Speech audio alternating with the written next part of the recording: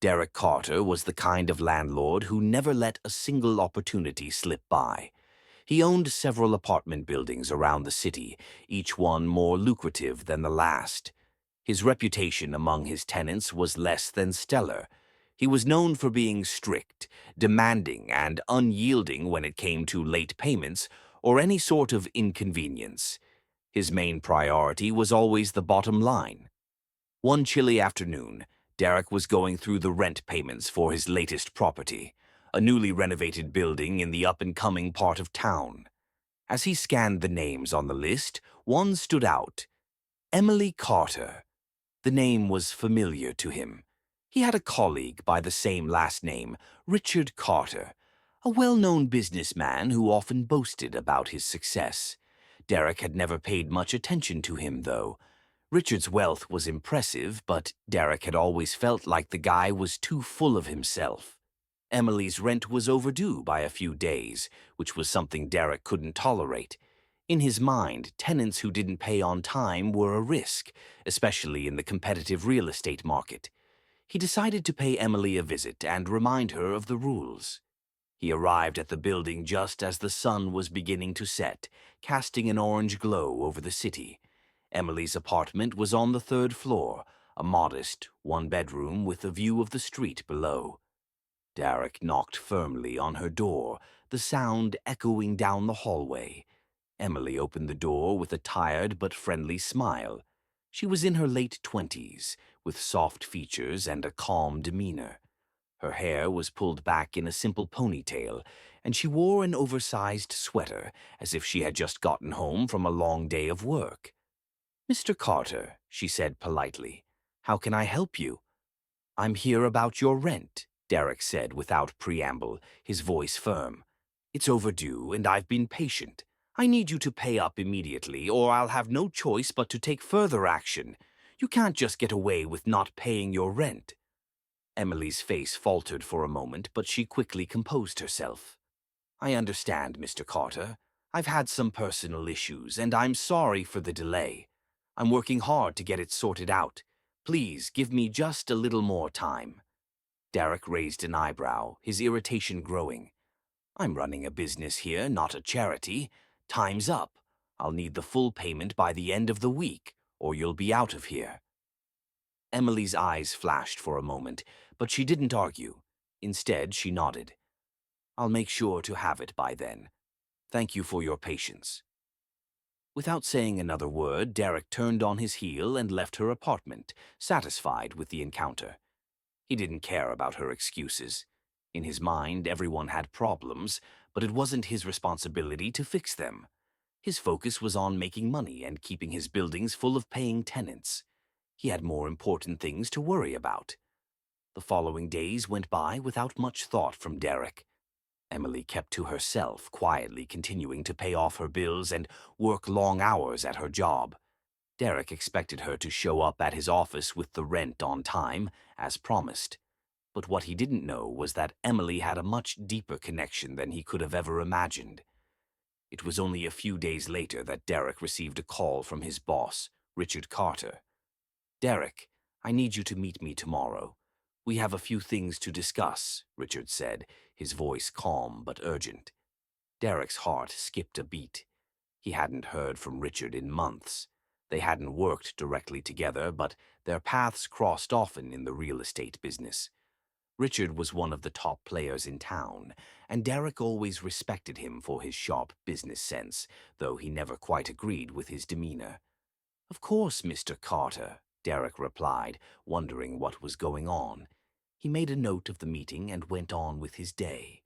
The next afternoon, Derek arrived at Richard's office, a sleek and modern space high above the city.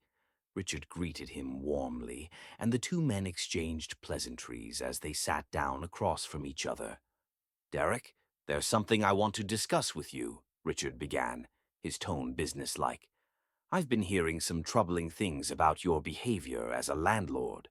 Derek's brow furrowed. "Troubling? What do you mean?"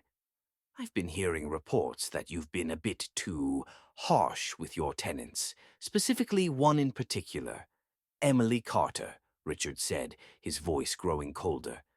She's one of your tenants, isn't she? Derek's face drained of color. Emily Carter? Yeah, I know her. She's a little behind on her rent, but I've given her enough time to catch up. Why are you asking about her? Richard's expression darkened. Emily is my daughter, Derek. The words hit Derek like a ton of bricks. He stared at Richard, speechless, as the gravity of the situation began to sink in. Your daughter, Derek repeated, still trying to process it. Yes, Richard confirmed, his voice now stern. I don't take kindly to anyone disrespecting my family. I've heard that you've been threatening her with eviction, treating her like any other tenant. She's not just any tenant, Derek. She's my daughter, and I expect you to treat her with the respect she deserves. Derek could feel the sweat forming on his forehead. His mind raced as he tried to backtrack and salvage the situation. I didn't know, Mr. Carter. I didn't realize she was your daughter. I thought she was just another tenant who couldn't pay her rent on time. Richard's eyes narrowed. That's the problem, Derek. You never took the time to get to know her.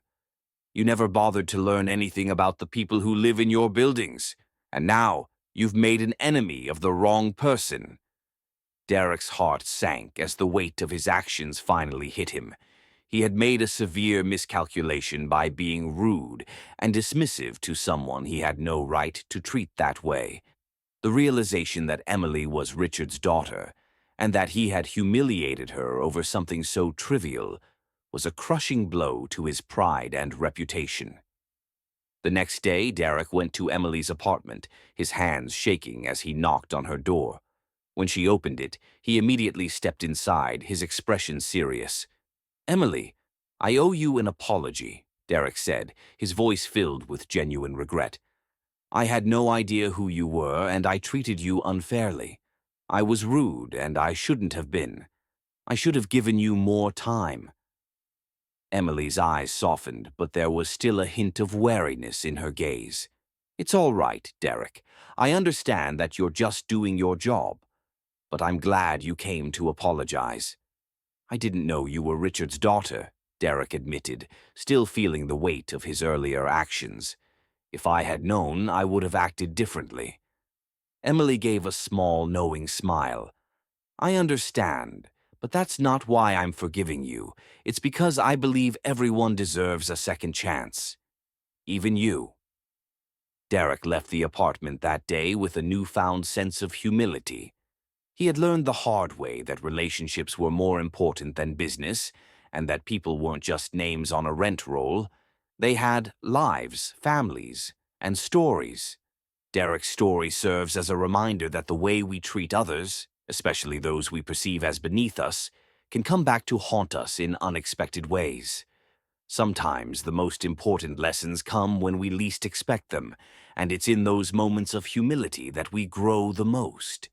People aren't defined by their circumstances, and it's essential to treat everyone with respect, regardless of their status, position, or background. Derek's lesson was hard-earned, but it ultimately changed the way he interacted with his tenants, and with everyone he met in the future.